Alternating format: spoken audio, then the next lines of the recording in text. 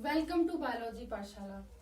Today's class is dedicated 10th class student और आज की पाठशाला में हम बात करेंगे सेट नंबर 2 की। और सेट नंबर 2 में आखिरी और लास्ट क्वेश्चन है जो 7 नंबर का होता है, उसकी बात करेंगे। लेकिन पाठशाला को स्टार्ट करने से पहले या कुछ भी समझाने से पहले हम बच्चों को मोटिवेशन मैसेज देते हैं। मेरा मानना है कि लाइफ में मोटिवेशन मैसेज एक रेमेडी की तरीके काम करता है। और आज की सीरीज का मोटिवेशन मैसेज कुछ इस तरीके से है मेरे प्यारे बच्चों।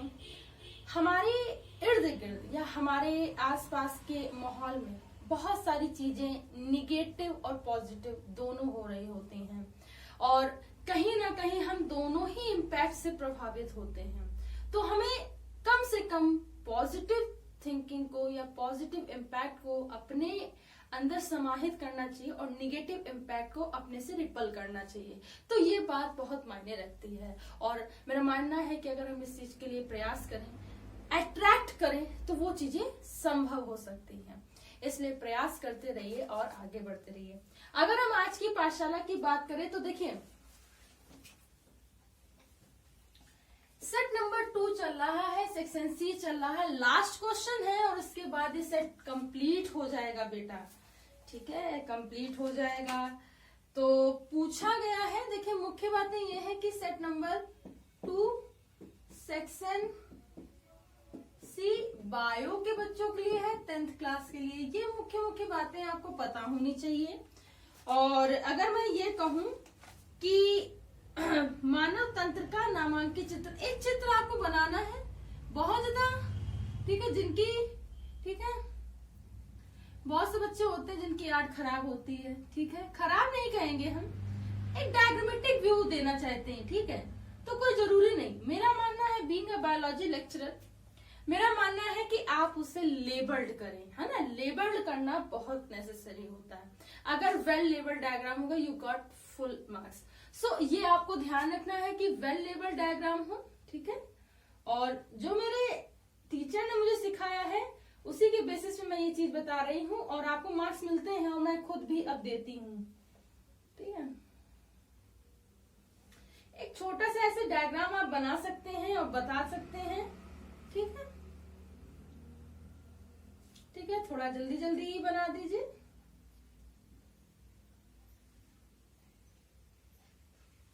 चलिए,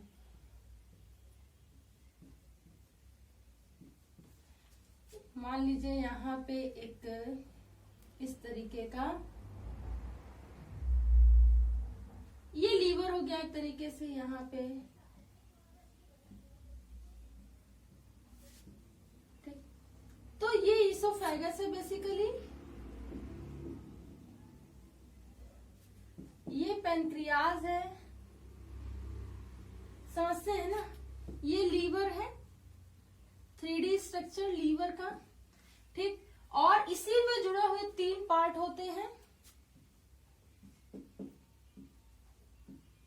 फंड्रिक पार्ट स्टमक के, पाइलोरिक पार्ट और कार्डियक पार्ट, जो कार्डियक से जुड़ा होता है, दैट इज कार्डियक पार्ट, ठीक। अगर हम इसके नीचे की बात करें तो देखिए स्मॉल इंटेस्टाइन के, ठीक, अगर हम बात करें जैसे कि जेजुनम, ड्यूडेनम, ठीक, इलियम,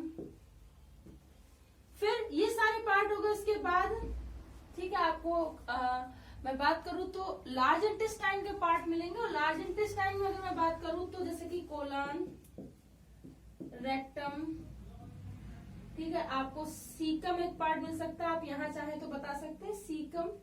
और लास्ट पार्ट होता है ये एनस।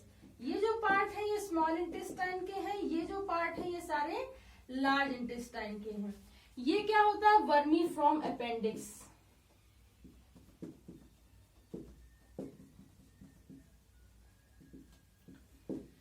ये वर्मीफ्रॉम अपेंडिक्स होता है और ये एक अवशेषी अंग है जिसे हम अगर कहें क्रमी रूप परिशेषिका, तो क्रमी रूप परिशेषिका होती है बच्चों, ये आपका रखना। तो इतना तो पहले आप स्ट्रक्चर बताओगे, ठीक है, मुख्य मुख्य बातें बताओगे, उसके बाद स्ट्रक्चर को बनाना। अब आप ये बताओगे कि पाचन की क्रियाविधि होती क्या है, ये आपको बताना है। तो बहुत सिंपल है और इसे ध्यान से समझेंगे तो आ जाएगी। तो वो पाचन की जो क्रियाविधि होती है, पहले तो हमें पाचन समझना चाहिए, ठीक है, भोज्य पदार्थों का उसके जटिल अणुओं से, ठीक, एंजाइम की सहायता से, किसकी एंजाइम की सहायता, सरल अणुओं में अपघटित होने की क्रिया पाचन कहलाती। ये बात याद रखेंगे कि भोज्य पदार्थों का जटिल अणुओं से एंजाइम की सहायता से उसके सरल अणुओं में अपघटित होने की क्रिया पाचन होती है। It is our digestion. और इसकी कुछ जो आहार नाल में पाचन की क्रियाविधि होती है वो कुछ इस तरीके से होती है। तो आहार नाल में पाचन की क्रियाविधि का वर्णन देखिए कैसे। सबसे पहले होता है मुख गुहा में पाचन।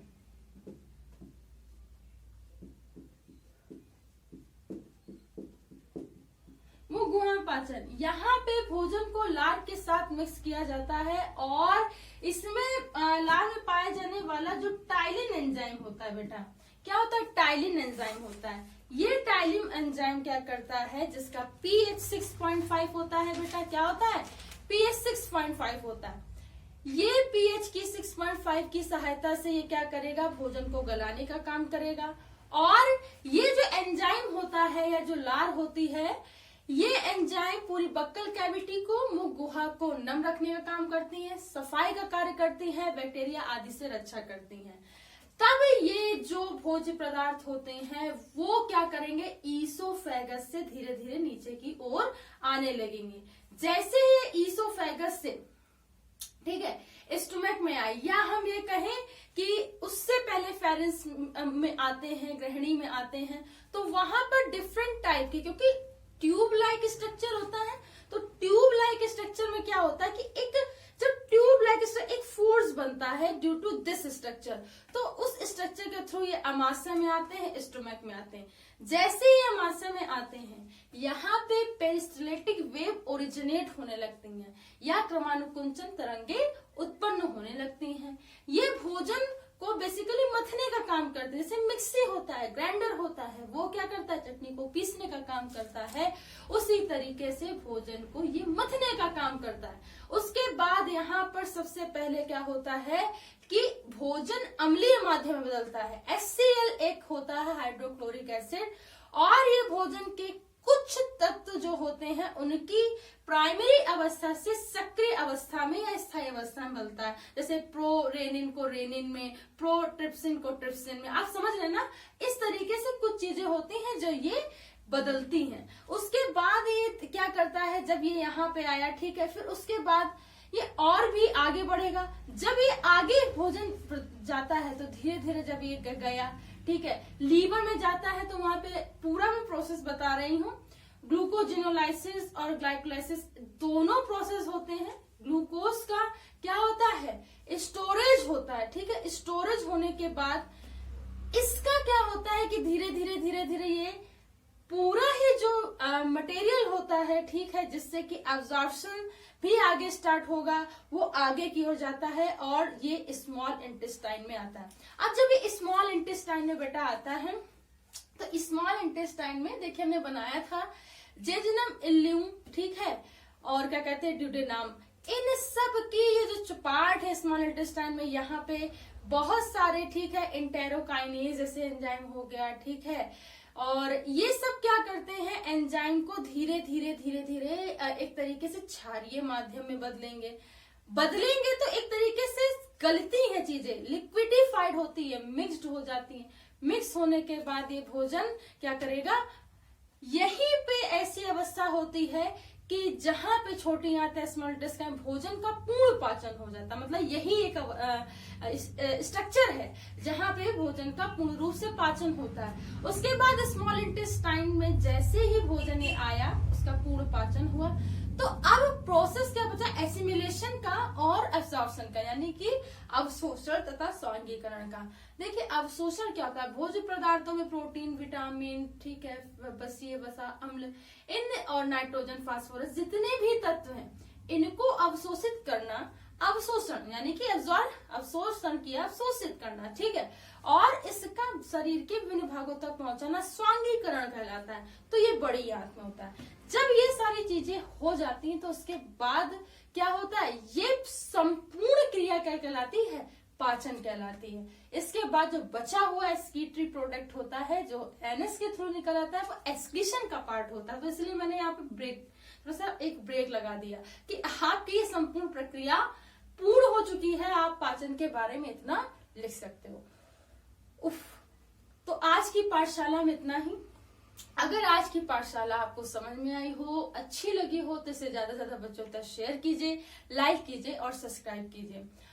बायोलॉजी पाठशाला का लेटेस्ट अपडेट प्राप्त करने के लिए बायोलॉजी पाठशाला का बेल आइकन, उस घंटे के बटन को दबाए रखिए ताकि आने वाली लेटेस्ट अपडेट आप तक पहुंच सके।